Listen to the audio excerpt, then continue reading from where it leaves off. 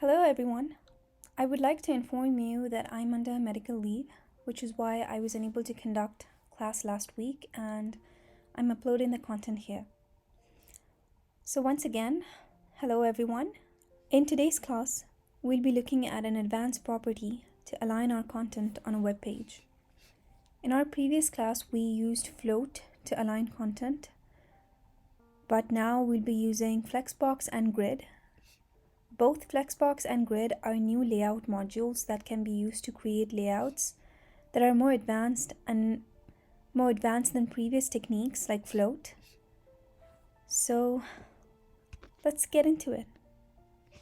Historically, float was used to create various page layouts, but of late the flexible box layout, or what it's commonly called Flexbox for short, has introduced more ways for aligning and sizing elements and creating more flexible layouts all over. In Flexbox, items are aligned on a single axis. It can either be a row or a column. As you can see here, it's either in a row format or it can be in a column format. So let's begin by looking at the Flexbox terminology. The flex container refers to the parent element. This is the flex container. It refers to the parent element that is called the flex container. The flex is always in rows by default, unless you change the direction, which we'll be looking at in a few minutes. The direction of rows is called the main axis. Within the flex container, we have the flex items. So these are referred to as flex items individually. To use the flex box, the flex container must be defined. And there are two ways to display using flex. It's either just flex or inline flex.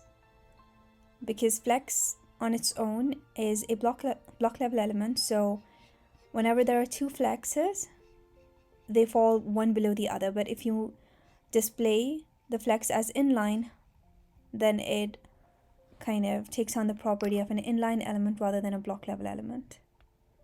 Let's look at a CodePen example to further understand this. Okay, as you can see here, I have my first CodePen exercise, which is called Flexbox 1. Here I have created two sections, and I've called the section itself as the flex container and everything within the container as a flex item. So what I have done is I've created a section and given it a class flex container, and within each section I've created different divs and then given each div the same class called flex item. Is that clear to you? I can just write that down once again so that it's clear to you what I have done. So I have given a section, and within that same section I have given 4 different div classes. So you open and close the div. Within the div, I've just mentioned flex item 1 and then close the div and then created 4 of each.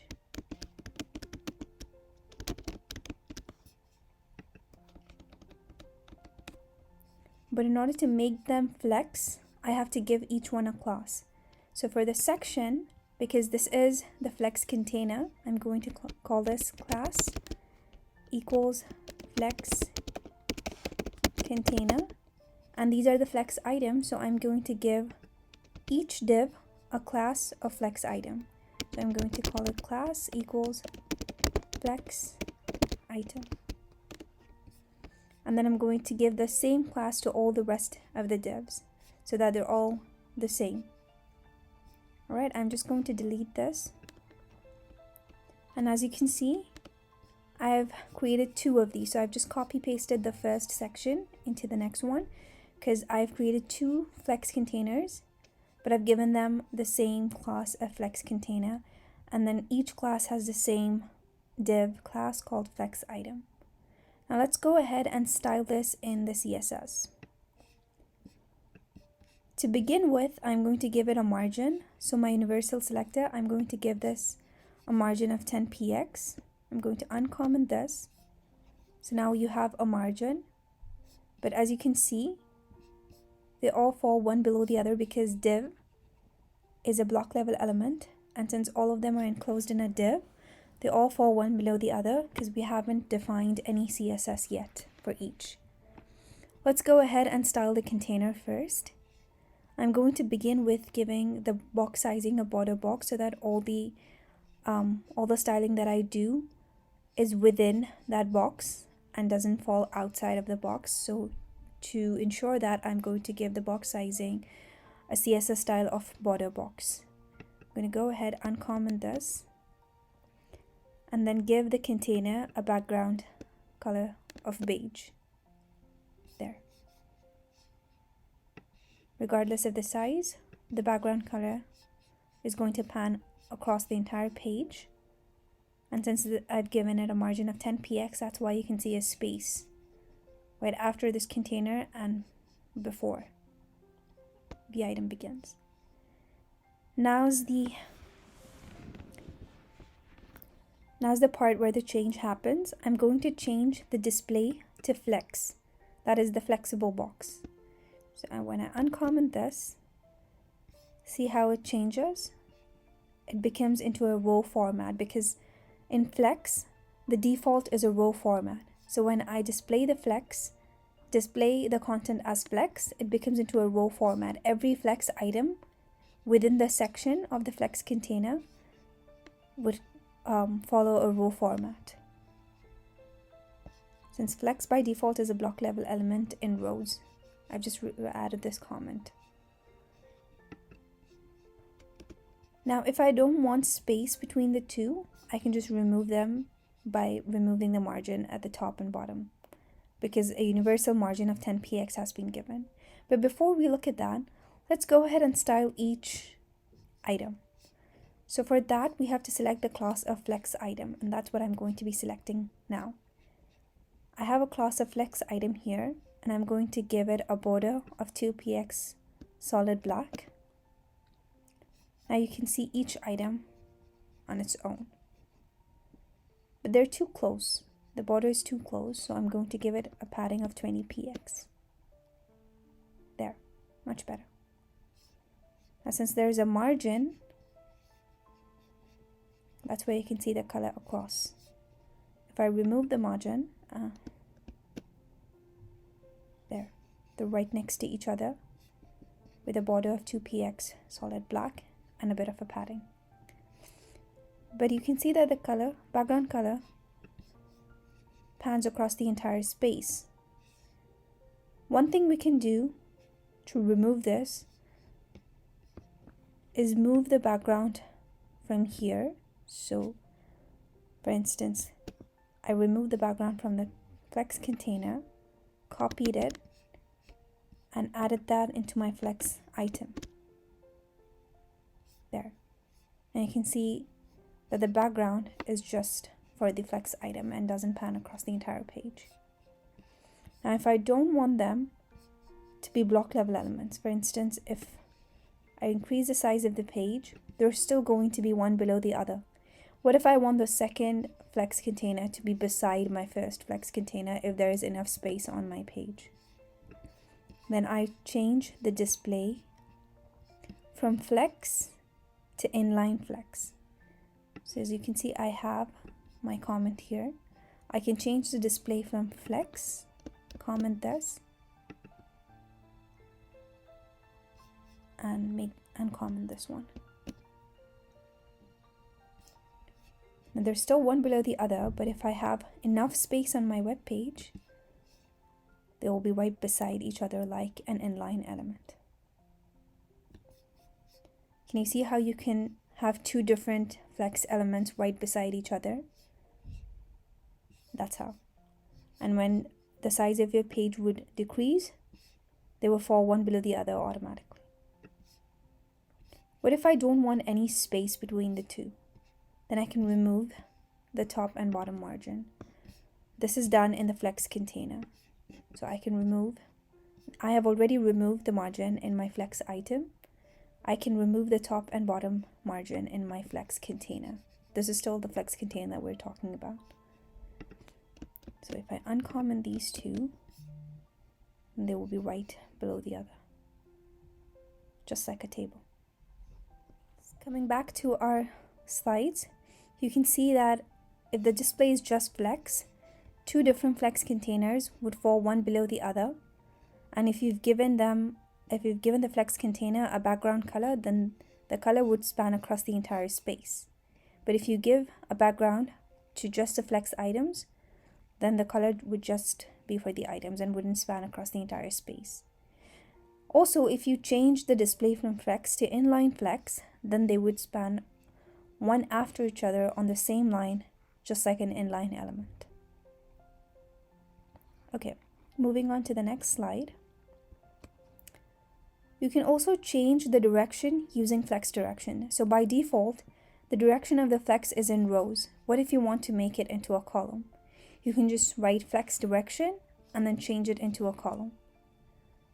Flex direction determines the direction of the main axis. This is the main axis. This is the cross axis. Row and row reverse, column and column reverse are the 4 different flex directions that you can work with. To understand this better, let's go back to our CodePen example and try this out. Okay, so we have our flex items displayed here. It's called 1, 2, 3, and 4. Let's go back to our flex container. This is our flex container right here. After the margin, let's change the direction. So for instance, I want the flex direction to be a column. Can you see how the items shifted from a row position to a column? Still keeping the inline element in mind. When the size changes, they would fall right below the other. But before that, they would still work as inline elements. I can also make this, and mind you, this only works for flex container. You cannot use this for flex items because it changes the directions of the flex item. So you have to place this CSS code in flex container. Okay, in the container, which is or any other name that you've given your class, but whatever is wrapping the flex items. For instance, if I make this row, that's the default order. But I can change the order if I want them in reverse. So if I just write row reverse, there. Instead of 1, 2, 3, 4, it becomes 4, 3, 2, 1. I can do the same thing with column. Instead of column, I can have column reverse. So instead of 1, 2, 3, 4, it's 4, 3, 2, 1. This is how you can change the direction of your flex. As we discussed previously, main axis is across the row and the cross axis determines the column. So the cross axis is called align items and the main axis representing rows is justify content. As mentioned here, justify content is for rows, align items is for columns. So whenever you mention something on the align items, it's on this axis rather than this one. And whenever you want to mention something on the rows, then it's on the main axis rather than the cross axis. So for instance, if you have a box and you want it to be center aligned, then you just have to mention the display as flex and then center align the align items and justify content. There are a few other ways to align items as well. So you can either mention justify content flex start, then it's styled at the beginning of the page. Flex end represents the end of the page. Center is center aligned. Space between means all the flex items would have equal spaces between them. Space around means they will have equal spaces around them. And space evenly, as this is how it will be represented if it's spaced evenly. And this is the same way that it happens on the cross axis, which is in the column format if you mention this on align items. So let's look at this on our previous example on CodePen. So looking at what we've done already, for this flex items, we've made it inline flex. The flex direction is column reverse, that's why it's 4, 3, 2, 1, just where we left it before. So now instead of working on the same Flexbox, let's create another one, and let's call it box. So for example, I have another section, and I'm going to give it a class of box. I'm going to close this section and give it another div. The div class can be box items.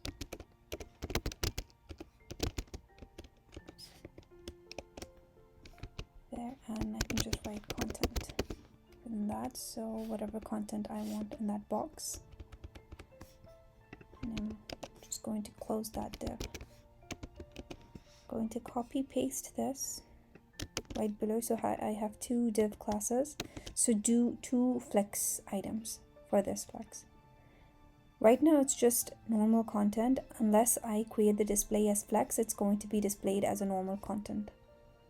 So let's go back to our CSS based on this. So I'm going to style the box later. Before that, I want to style the content, so I'm going to go ahead and open my class of box items. So period box items, and open the curly brackets.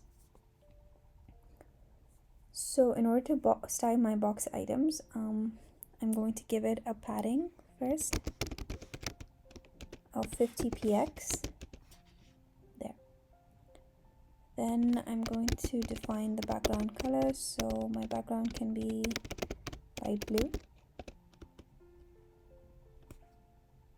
Since it's spanning across the entire page, I'm going to give it a width of 100px. Okay, and since the text is not center aligned, so I'm just going to align the text. So text align center. There. I can also give it a border to make it into a refined box. 2px solid black. And I feel like it's too close, so I'm going to give it a margin of 50px. There. Now this looks like two boxes. In order to style them, now I'm going to open my CSS class for box, which is my container. So my flex container, I've been calling it box here for this one. I'm going to open the curly brackets and change the display to flex first, so that everything else can be applied. There. As soon as I've changed the display to flex, it turns into a row format, one next to the other. Now, as I've said, as we can see from our slide, let's change the alignment of these boxes. So right now it's left aligned. I can change it to center by writing justify content. Remember, justify content is for rows, so I'm going to center align it. And there, now it's center aligned. I can also center align it on the cross axis by mentioning align items and then writing center. So now it's center aligned on both ways. And then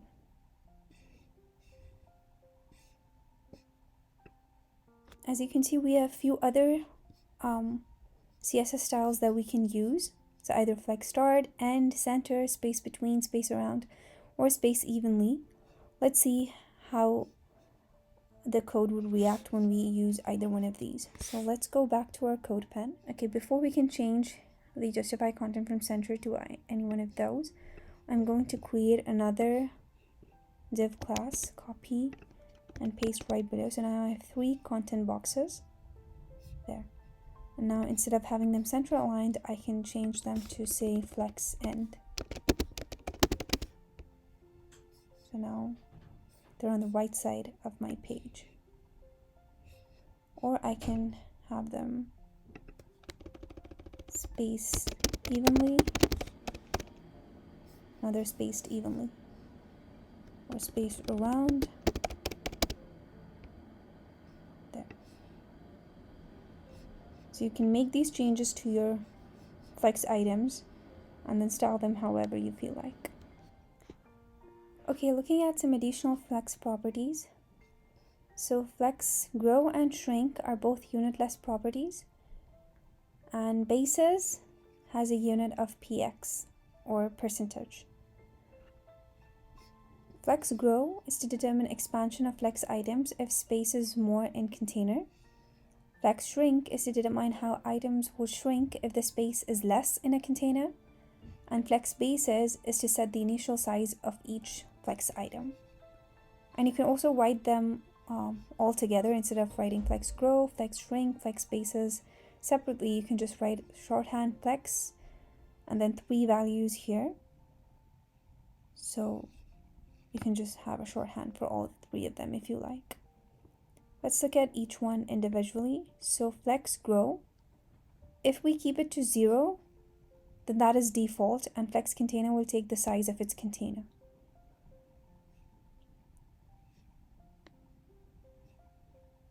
But if the content is less and you want the box to fill the whole space, so as you can see, this container is just taking as much amount as the text, which is CSS. So if you want these to take equal space or just expand to the entire page, then you need to make the flex grow as 1 so that it consumes the entire space of the container. Similarly, in shrink, the default of flex shrink is 1. This means if there isn't enough space in the container, then the content will shrink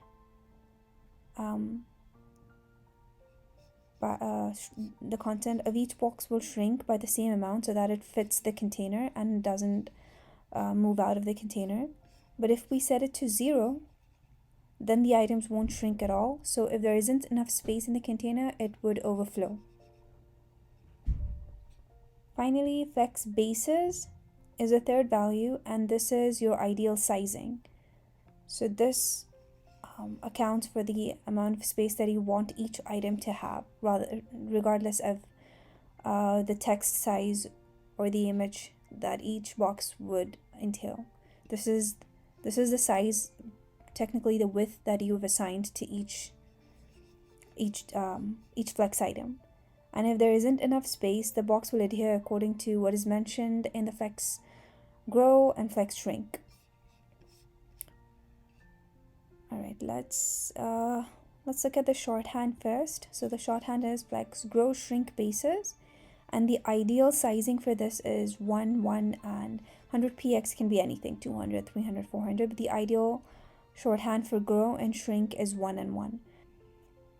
Let's look at a CodePen example to understand this better. So now I want you to open a new CodePen exercise and call it Flex Project. As you can see, I've copy-pasted the same code from the HTML Flexbox 1 CodePen. I've just added a few things to that same code. So we have the first part is the same. It's a section, and each container is called flex item. Instead of flex item 1, I'm just calling it 1, 2, 3, 4.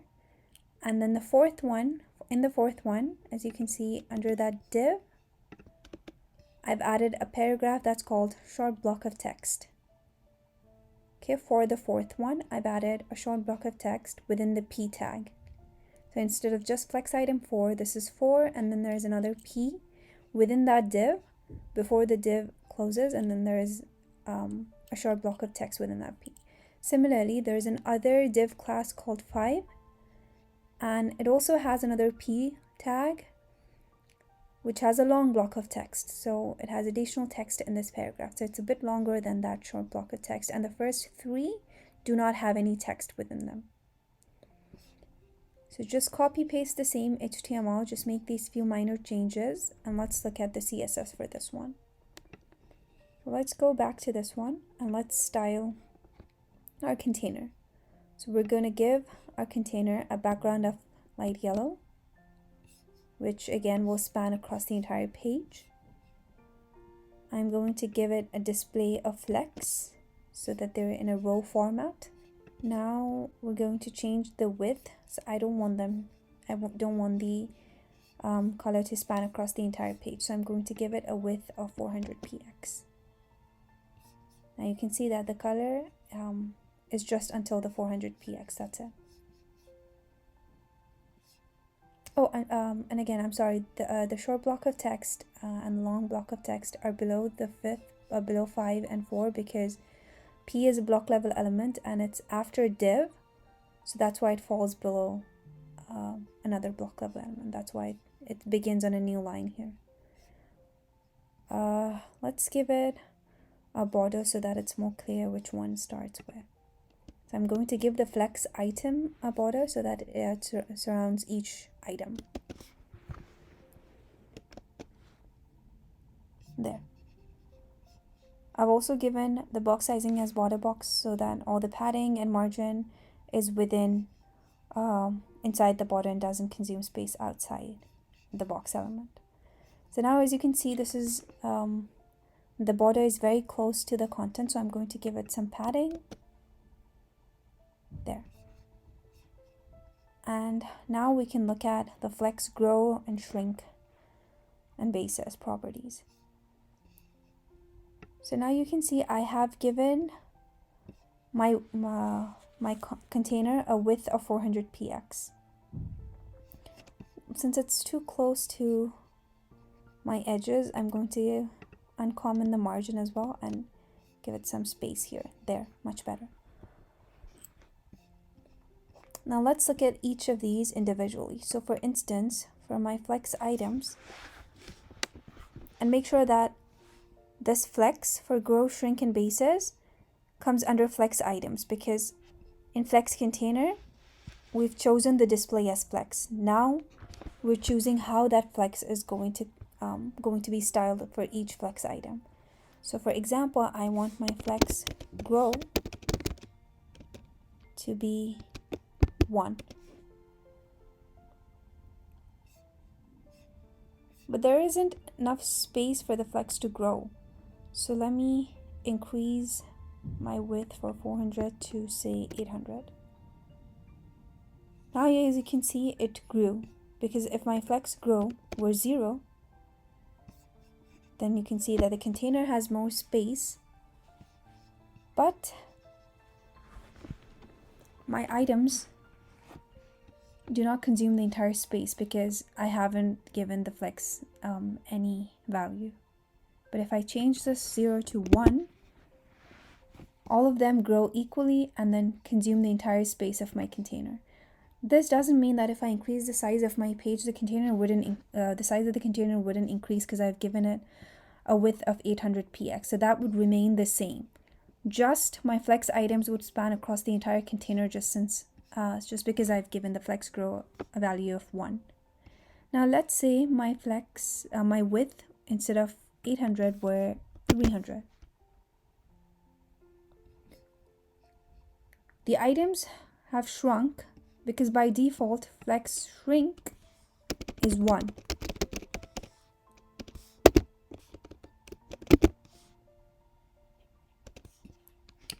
But what if the flex shrink were 0?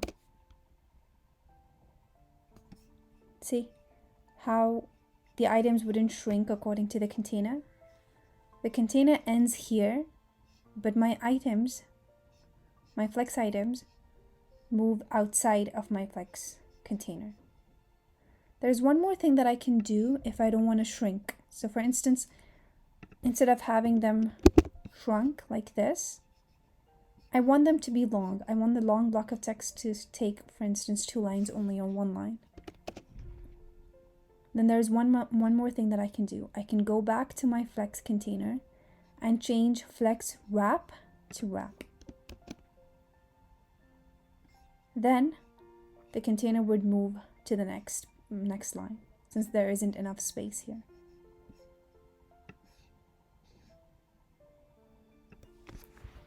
If I don't want that to happen, I can just write unwrap, or just not write this code at all, because unwrap is by default. So I'm going to switch this back to wrap for now and make the flex shrink to 1.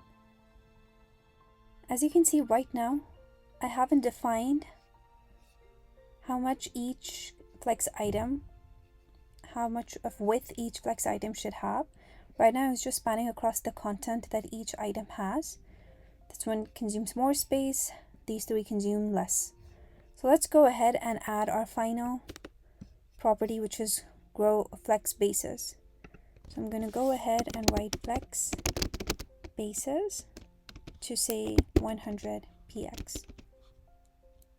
Now each flex item has somewhat equal space.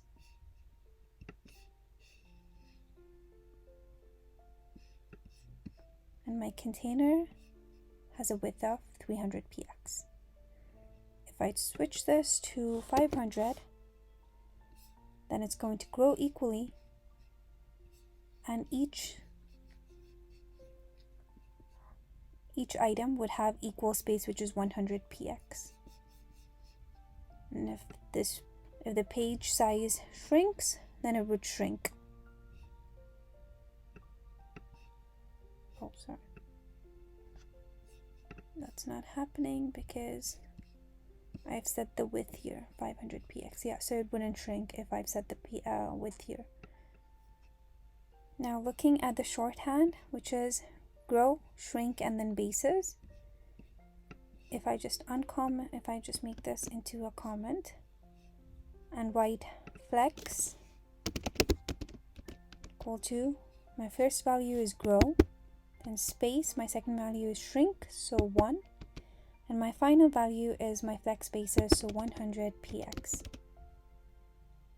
And it's going to follow the same format. This is just a shorthand for writing grow, shrink, and bases. You can either make it 1, 1, and 100 px, 1, 0, 100 px, 0, 1, 100 px, or change the px to say 50. And that would shift.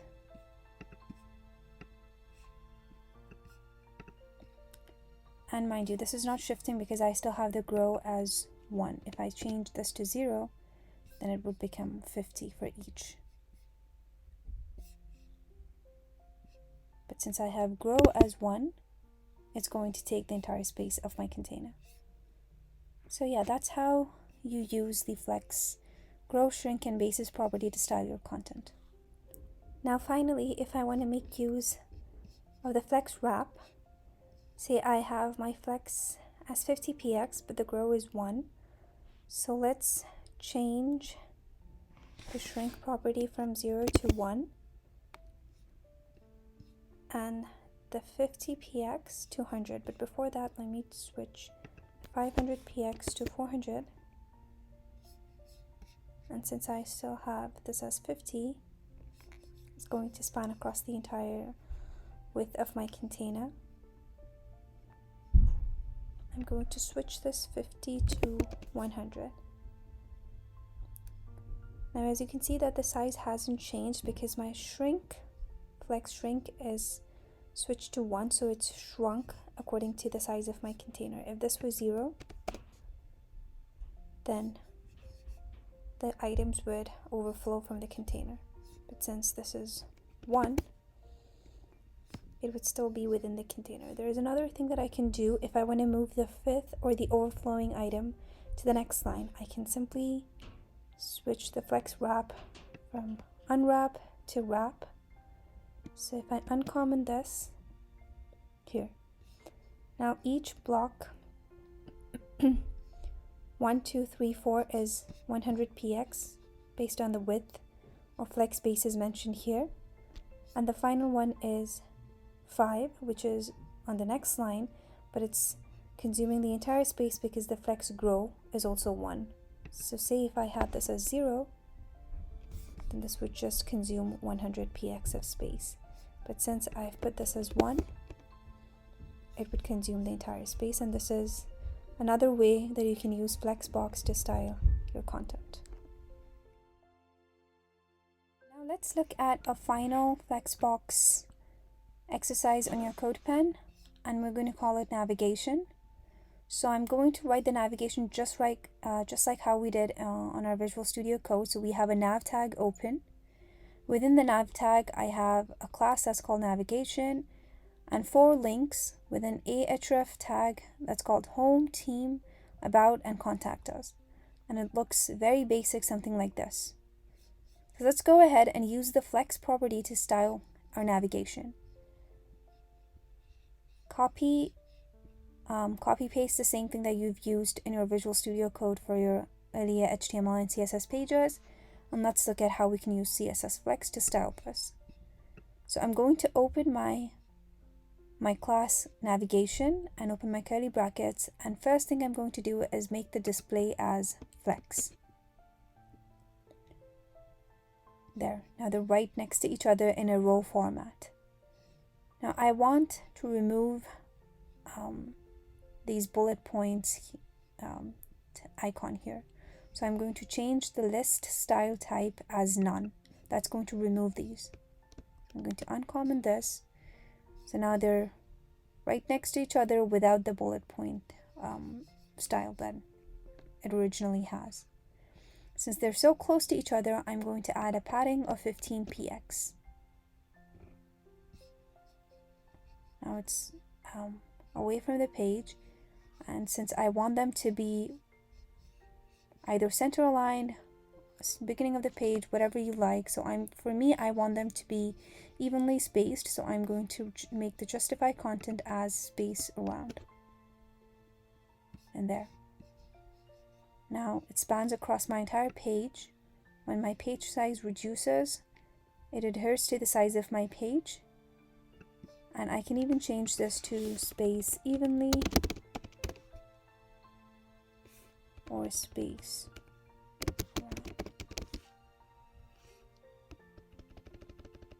or center,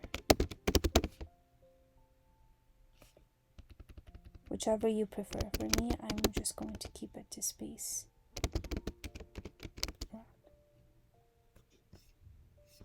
And there, this is one of the ways you can use Flexbox to style your navigation.